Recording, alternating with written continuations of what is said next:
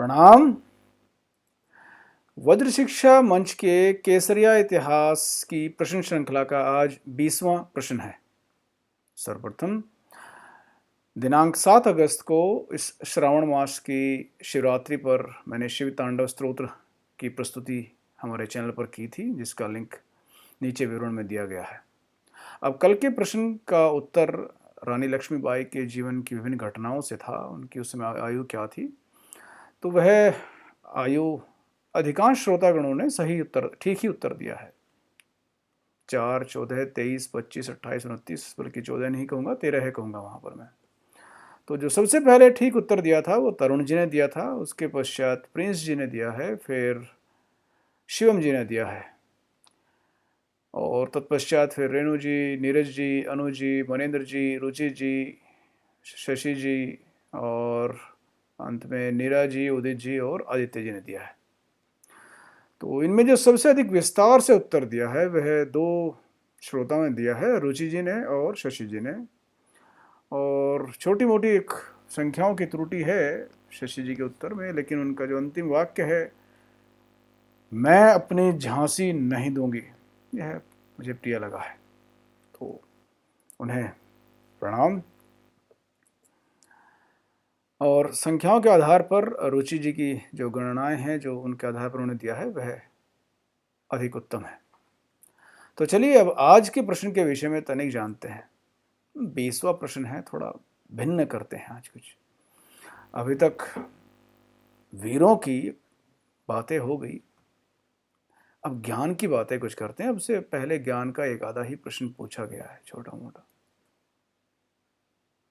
संभवतः आप में से कभी किसी ने नाम सुना हो उपनिषद का, या न सुना हो, मुझे ज्ञात नहीं है। आज उसी से संबंधित कुछ पूछने जा रहा हूं।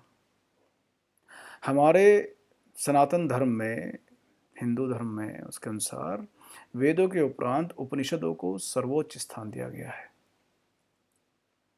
और संभव है आप भारतीयों की किसी की बात न माने, तो मैं एक बताता हूं। जर्मन फिलोसोफर, दार्शनिक हुए हैं, उनका नाम था आर्थर शोपेनहावर।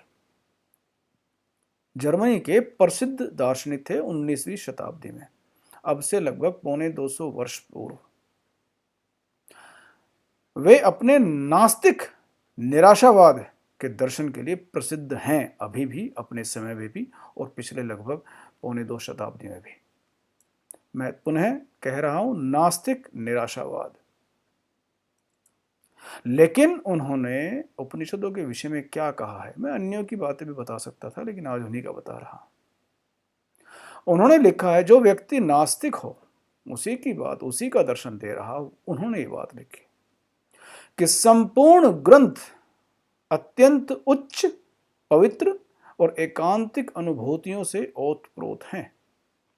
संपूर्ण भूमंडल पर मूल उपनिषदों के समान इतना अधिक फलोत्पादक और उच्च भावोद्दीपक ग्रंथ कहीं नहीं है।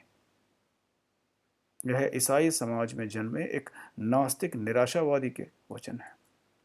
आगे कहा है, इन्होंने मुझे जीवन में शांति प्रदान की है और मरते समय भी यह मुझे शांति प्रदान करेंगे।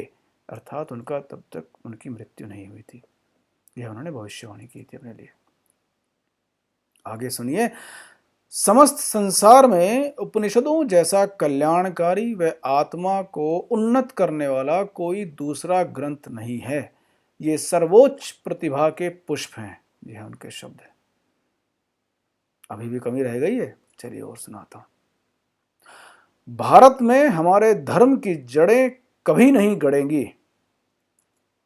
मानव जाति की पौराणिक प्रज्ञा, प्रज्ञा बुद्धि को, उससे संबंध लिया जाता है, चेतना से, वह गैलीलियो की घटनाओं से कभी निराकृत नहीं होगी, अर्थात खंड खंड नहीं होगी, वरन भारतीय ज्ञान की धारा यूरोप में प्रवाहित होगी तथा हमारे ज्ञान और विचारों में आमूल परिवर्तन ला देगी।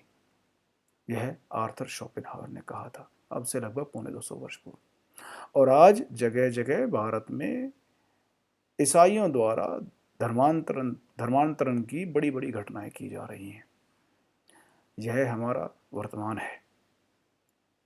यदि आपको यह झंझोड़ता नहीं है, तो आपकी चेतना आपकी संस्कृति के प्रति मृतप्राय हो चुकी है।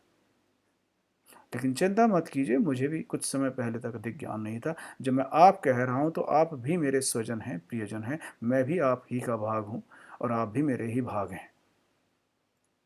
तो आज का प्रश्न मैं जो पूछने जा रहा हूँ वह यह है कि कुल कितने उपनिषद हुए हैं या लिखे गए हैं, उनमें से कितने उपलब्ध हैं, और उनमें से मुख्य, मैं माइनर और मेजर मेजर भी कह सकता हूँ, मुख्य इनके लिए कह रहा हूँ जिन पर शंकराचार्य जी ने टिप्पणी की है, वह कितने हैं और कौन कौन से हैं।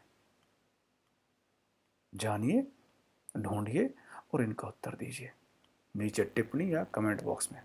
और निराशा बिल्कुल न पाएं, चाहे ये प्रश्न आर्थर शोपेनहावर के संबंध में हो, लेकिन प्रयास करें। मैं भी इसके विषय में अधिक नहीं जानता था, बहुतेरे समाज के हमारे जो अंग हैं वह नहीं जानते हैं, लेकिन प्रयास करें। मेरा सारा उद्देश्य यही है कि सभी के भीतर अपना जो शुभ है, शुचि है, शुभ्रता है, उसके प्रति आपका ध्यान आकर्षित कर सकूं। जय मां भारती।